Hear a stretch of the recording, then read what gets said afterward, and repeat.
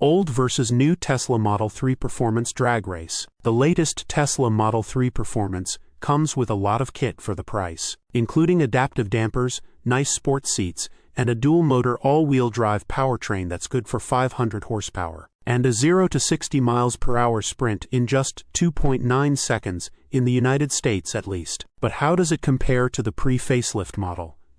Those can be had for around $25,000 to $30,000 on the used market, whereas the new model retails for $55,000 without factoring in the $7,500 federal tax credit. British YouTube channel CarWow has the answer to this question, but there are some asterisks that we need to address. First, the 2019 Model 3 Performance you see in the video embedded at the top of this page is a bit of a unicorn. That's because it has all the performance kit underneath, but it actually looks like a regular, long-range model. So no fancy wheels and no spoiler at the rear. In stock form, its twin-motor drivetrain makes 450 horsepower. And here's where the second asterisk needs addressing. The European Spec 2024 Model 3 Performance makes around 460 horsepower, so almost identical to the older version. So how do they compare in a straight line?